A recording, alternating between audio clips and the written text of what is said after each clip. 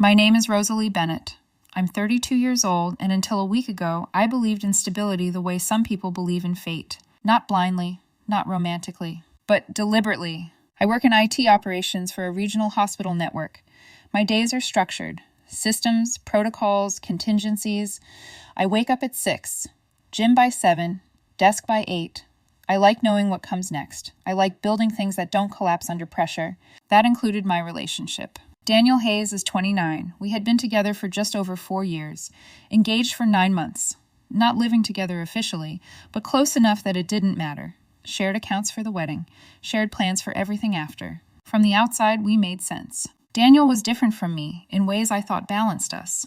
He was expressive, social, the kind of person who could walk into a room and immediately become the center of it. He understood optics, how things looked, how people perceived them. And he cared about that more than I ever did. The wedding was his vision from the beginning. I suggested something smaller, practical, intimate. He smiled, kissed my forehead, and said, "We only do this once, Rosalie. It should feel like a moment people remember." And it was a moment, just not for the reasons he imagined. Crystal chandeliers, a live string quartet, custom cocktails with names he spent days perfecting, a seating chart he treated like a social blueprint. Who sat near whom? Who would notice what?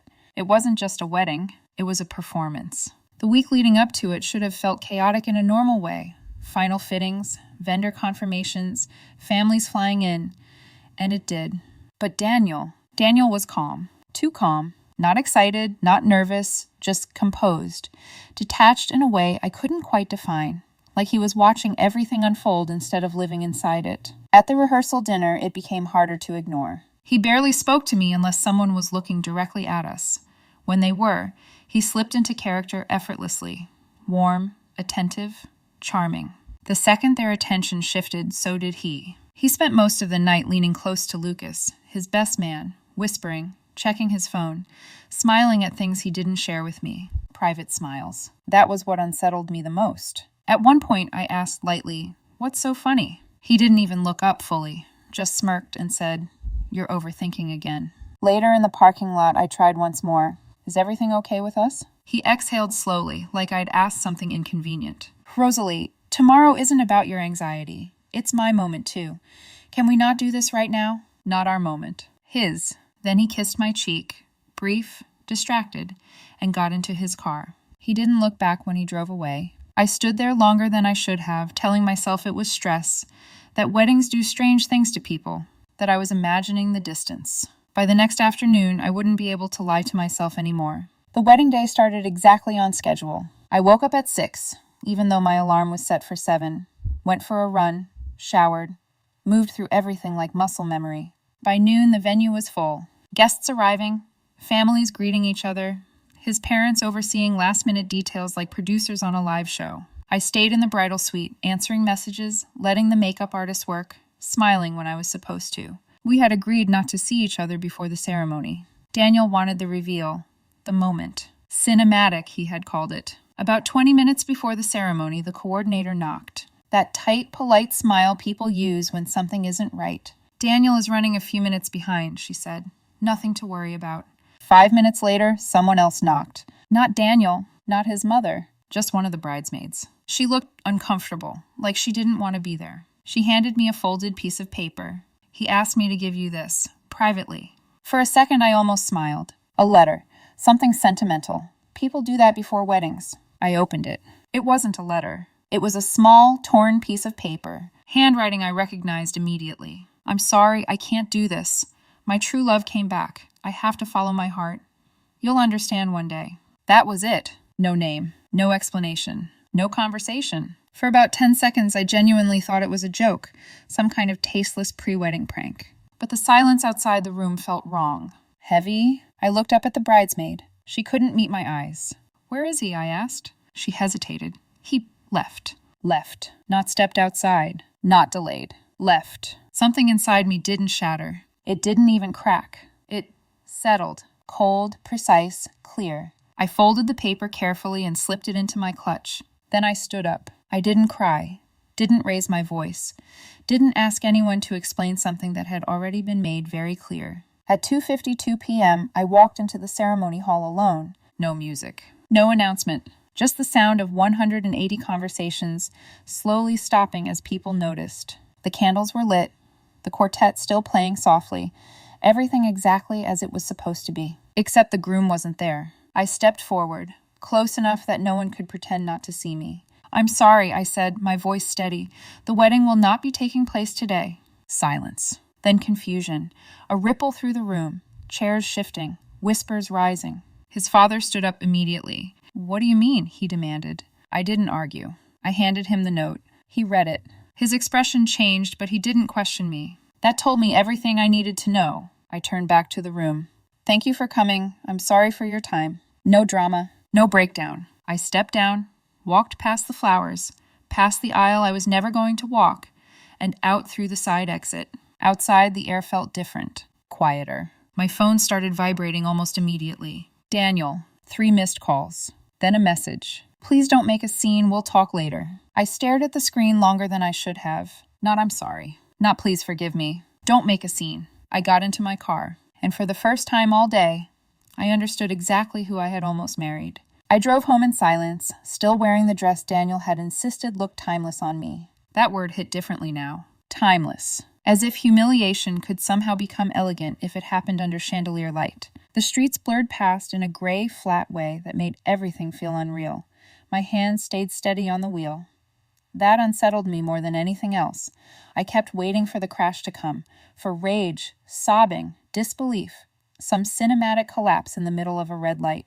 It never came. Just that same cold clarity. When I got back to my apartment, I kicked off my heels by the door, set my clutch on the entry table, and stood there for a full minute without moving.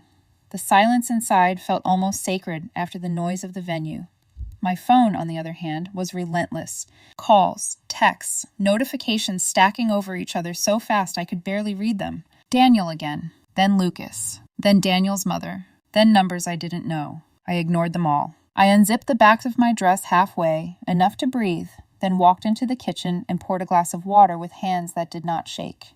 I remember staring at the condensation running down the side of the glass and thinking, absurdly, that at least one thing in the room was allowed to fall apart. By the time I sat down on the couch, social media had already begun doing what it always does, moving faster than truth. Guests were posting confused stories from the venue, a blurry photo of the empty ceremony arch, a caption asking if anyone knew what was going on, another post showing the reception tables fully set, untouched champagne glasses lined up like witnesses. And then at 4:11 p.m., Daniel posted, "Sometimes you have to choose real love over comfort. Hardest decision of my life, but I'm following my heart." Below it was a black and white photo of him still wearing part of his wedding look, holding hands with a woman in a parking lot.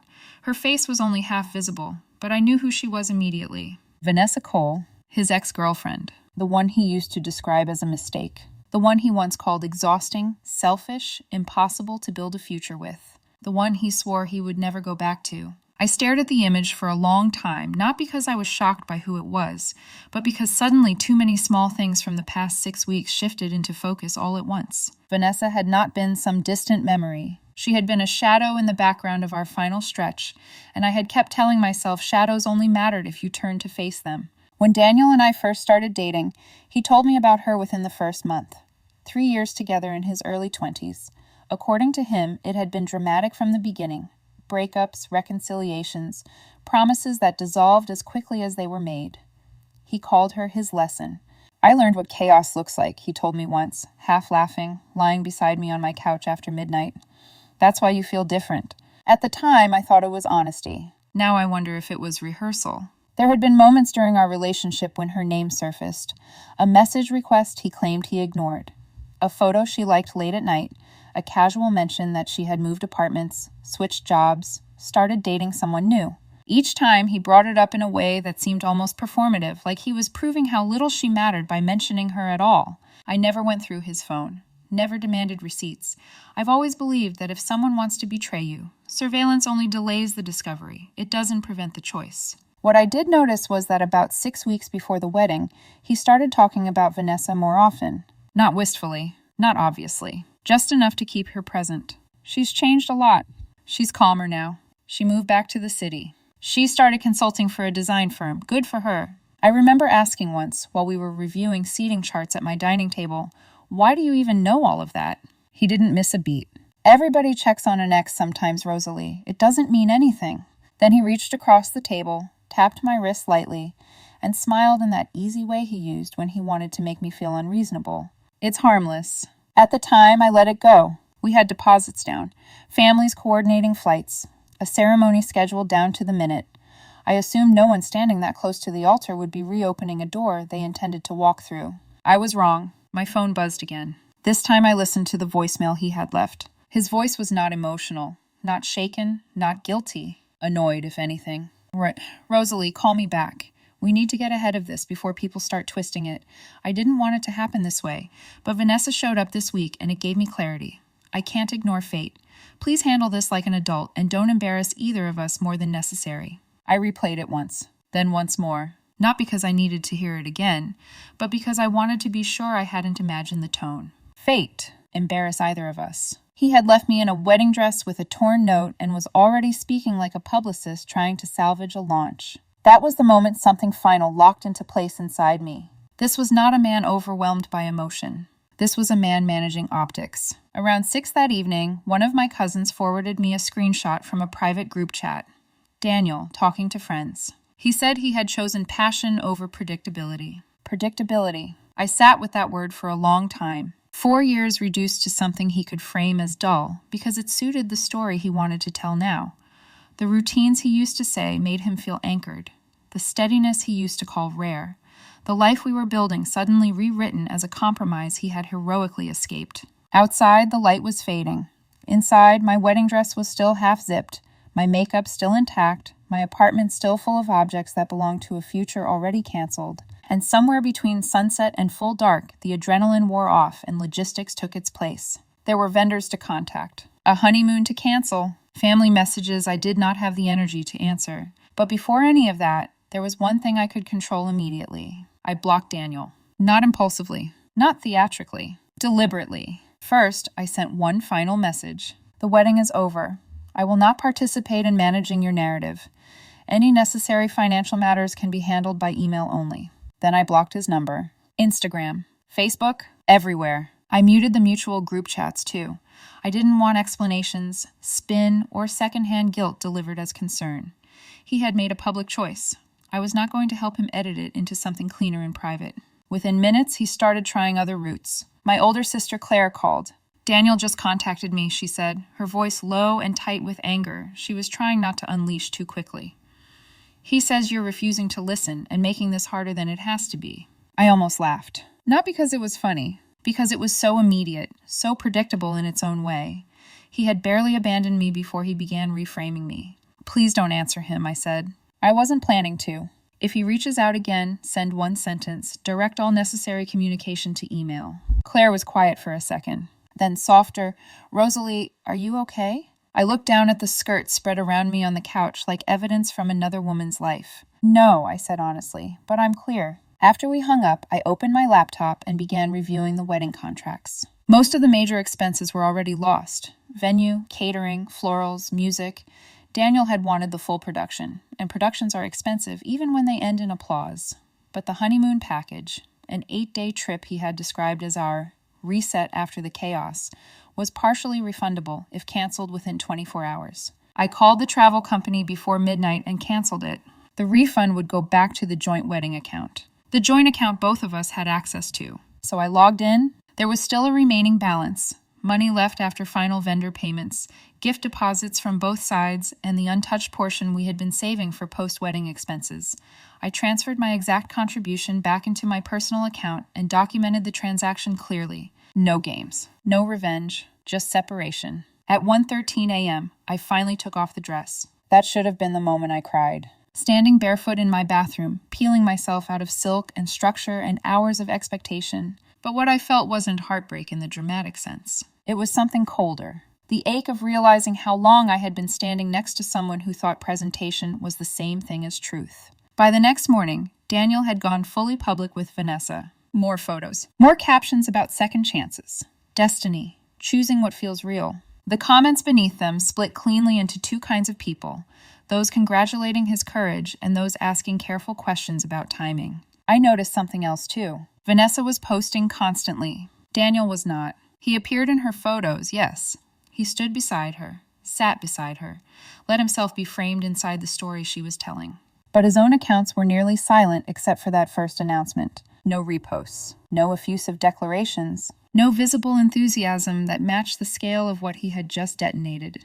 That silence lodged under my skin. Because Daniel loved visibility, loved applause, loved being seen in the exact light he chose. So if he was stepping back now, it meant one of two things. Either the story wasn't unfolding the way he expected, or he was never as certain as he wanted the world to believe. By Monday morning, 3 days after the wedding that never happened, the tone online had started to shift. Saturday had looked like a romance trailer. By Sunday evening, people were already comparing timestamps. A tagged rooftop bar on Thursday night. The same Thursday, Daniel told me he was having a final dinner with Lucas and 2 cousins before the wedding. A comment from someone who swore they had seen Vanessa downtown the week before. Questions under deleted stories. Nothing direct enough to be proof, but enough to make the shine look thinner. That afternoon, one of our mutual friends called me. Not to gossip. Her voice sounded uneasy from the moment I answered. I debated whether to tell you this, she said, but I think you deserve to know. She had been at brunch that morning. Daniel was there. Vanessa, too. According to her, Vanessa did most of the talking. She told the altar story like it was some kind of sweeping romantic rescue. She described me as stable but uninspiring, safe, predictable, the sort of woman a man chooses when he wants peace but not passion. I let the silence stretch on my end. Then the friend added quietly, Daniel wasn't really matching her energy. Something tightened in my chest. What do you mean?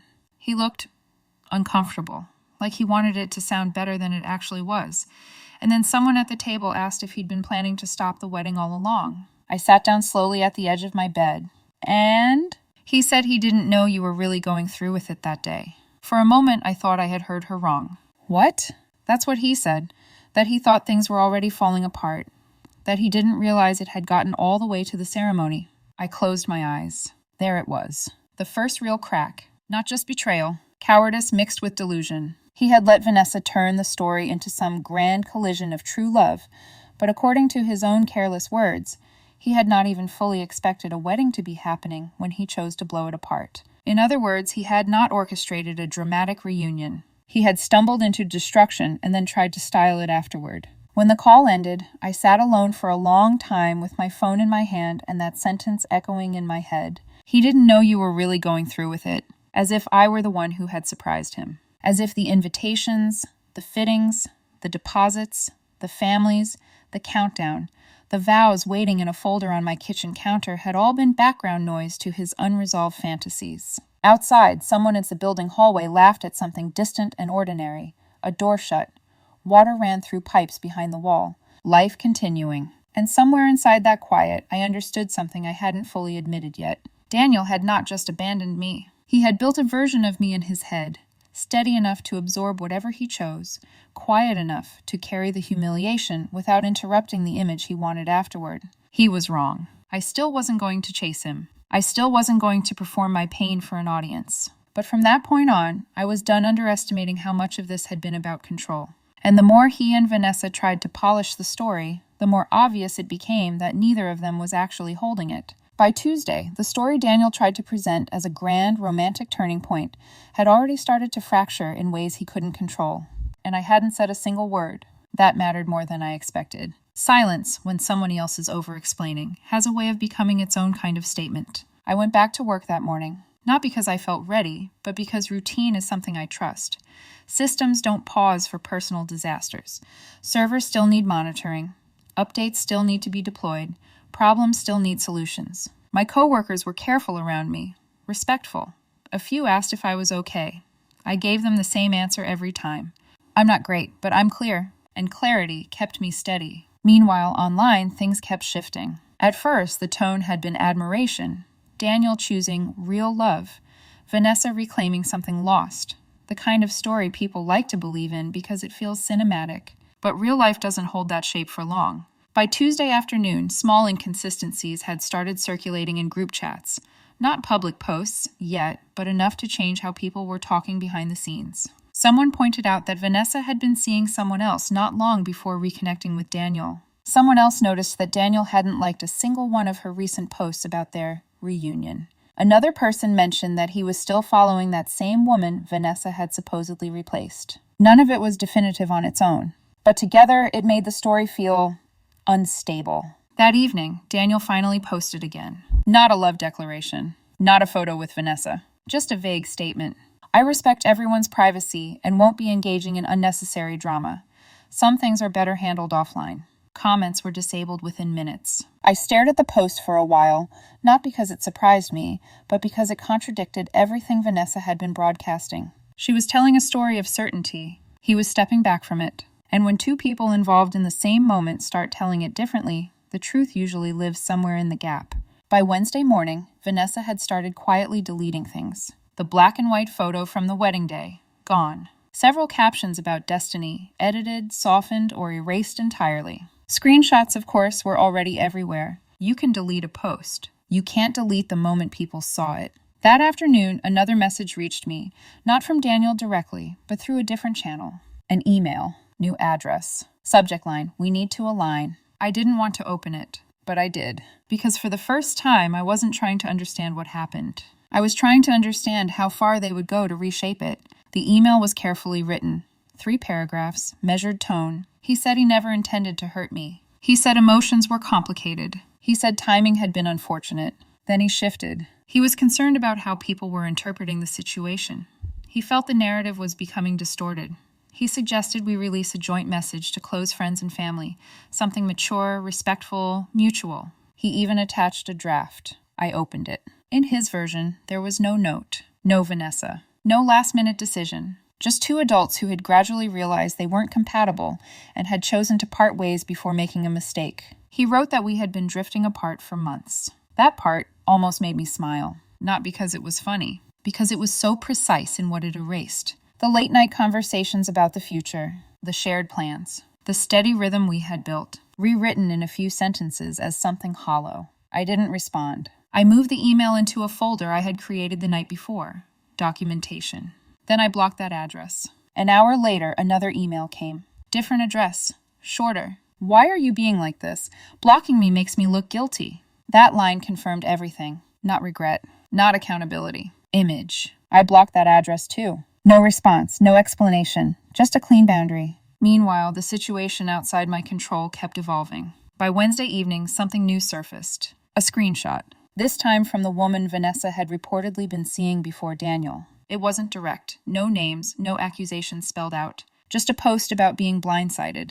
About discovering that someone she trusted had unfinished business she wasn't told about. The timing did the rest. Comments filled in what she didn't say. By that night, Daniel's earlier statement about privacy started to look less like maturity and more like distance. Distance from Vanessa. Distance from the story. Distance from responsibility. Thursday morning, I got another call. This one from a friend who worked in the same building as Daniel. She showed up, he said. Vanessa? Yeah, at his office, around 9. I leaned back in my chair, staring at the ceiling. What happened? He hesitated. It didn't look good. He described it simply. Vanessa waiting in the lobby. Daniel coming down to meet her. No shouting, no dramatic scene. Just tension. She talking. Him listening, but not fully engaged. At one point, he stepped outside alone for several minutes, pacing, phone in hand, before coming back in. Not the kind of reunion you post about. Not the kind you build a narrative around. Something about that image stayed with me long after the call ended. Not because I felt vindicated, but because it confirmed something I had already started to understand. Whatever Daniel thought he was choosing that day, he didn't fully know what it was. By afternoon, Vanessa's tone online shifted again. Less triumphant, more defensive. A story about how real love requires fighting through chaos. Another about how outsiders don't understand their connection.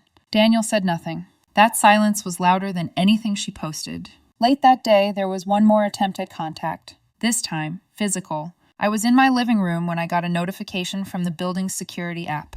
Motion detected at my door. I opened the camera feed. Vanessa, standing there, holding an envelope. For a second, I just watched. She looked different in real life than she did in photos. Less composed, less certain. She placed the envelope down carefully, hesitated like she might knock, then didn't, and walked away. I didn't open the door. I didn't pick up the envelope immediately either. I waited until she was completely gone, then stepped out, picked it up, and brought it inside. It was addressed to me in handwriting I didn't recognize. I turned it over in my hands once, then set it on the table, unopened. Some part of me knew that whatever was inside wasn't information I needed. It was an attempt, an explanation, maybe even an apology, but not one that would change anything. The next morning I returned it, unopened, through certified mail, with a single note attached. No further personal contact is welcome. That wasn't anger. That was structure, and structure is something I trust. By the end of Thursday, the shift was undeniable. The story Daniel and Vanessa had tried to launch publicly was no longer holding. People weren't congratulating. They were questioning, quietly, carefully, but consistently. And for the first time since the wedding that never happened, neither of them looked like they were in control of it. By Saturday morning, exactly 1 week after I stood in front of 180 guests and canceled my own wedding, the story Daniel tried to turn into something cinematic had already unraveled. Not dramatically. Not with a single explosive moment. But the way most unstable things fall apart. Quietly, piece by piece, until there's nothing left holding them together. I didn't learn it from him. I learned it the same way everyone else did. Through absence. Then deletion. When I opened social media that morning, Vanessa's page looked different. Not edited. Wiped. Every post that had referenced Daniel was gone. The captions about destiny, second chances, choosing passion, erased as if they had never existed. In their place were vague, neutral quotes, things about growth, about protecting peace, about learning lessons the hard way. It would have been subtle if you hadn't seen what came before, but people had, and screenshots don't forget. Around noon, my phone rang. It was the same friend who had called earlier in the week, the one who had been at that Monday brunch. I answered. "It's over," she said without preamble. I didn't ask what she meant. I already knew. "Daniel ended it," she continued, quietly, no scene. "From what I heard, he told her he didn't sign up for all of this." All of this, I repeated. Public fallout. Questions. Being pulled into something bigger than he expected. She paused. He said he thought they were just reconnecting, not interrupting a wedding. I closed my eyes for a moment. There it was. Not love. Not fate. Just miscalculation. "He doesn't want to be seen as the reason everything blew up," she added. Of course he didn't. Daniel had always been careful about how he was seen. Even now. "Is she okay?" my friend asked gently. I considered the question. Vanessa, the woman who had stood at the edge of my life like a shadow for weeks, then stepped directly into it without ever speaking to me. I don't know," I said, "and I don't need to." After we hung up, I sat for a long time in the quiet of my apartment, letting the reality settle into place. A week. That was all it took.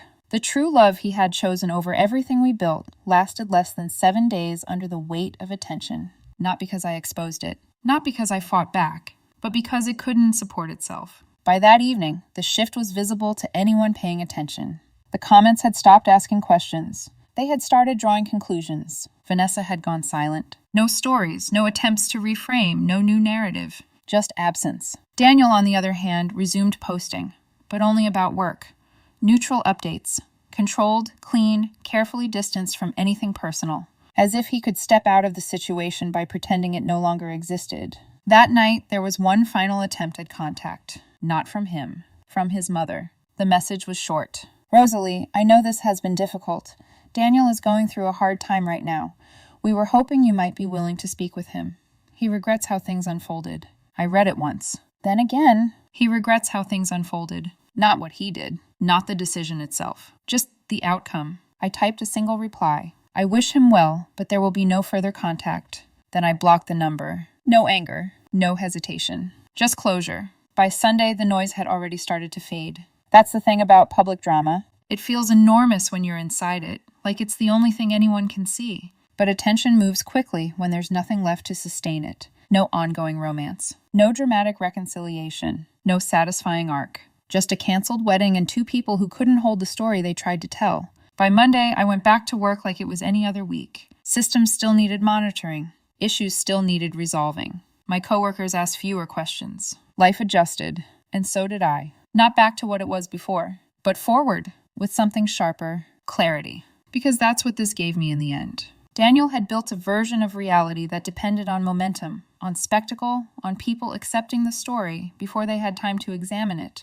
But momentum doesn't last, and spectacle doesn't hold under pressure. When he stepped away, even slightly, the illusion collapsed. What remained was simple. He made a decision. At the worst possible moment, for reasons that didn't survive a week. Midweek, I heard through mutual friends that Vanessa was considering leaving the city for a while. Too many questions. Too many looks she couldn't interpret.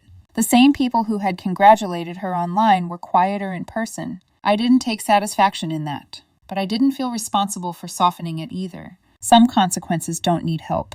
They just arrive. I spent that week doing practical things. Closing the joint wedding account completely. Confirming there were no remaining shared expenses. Documenting everything. Clean lines. That mattered to me. It still does. One evening, I opened my desk drawer and looked at the note. The one he sent instead of showing up. It was still folded the same way I had folded it that afternoon. Carefully. Precisely. I unfolded it and read it again. The words hadn't changed. But they didn't carry the same weight anymore. Not because they meant less, but because I understood them differently now. It was never about love. It was about impulse. About image. About someone mistaking intensity for truth. I folded it back and placed it in the drawer, not as a reminder of what I lost, but as a record of the moment I stopped confusing stability with security. There's a difference. Stability is something you build. Security is something you assume. I had built my life carefully. Daniel had chosen something louder, more dramatic, more visible, and in the end, only one of those held. I never posted about what happened. Never defended myself. Never corrected the narrative publicly. I didn't need to. By the end of the week, the same audience Daniel wanted to impress had already watched his version fall apart on its own. Quietly. Completely. And that was enough.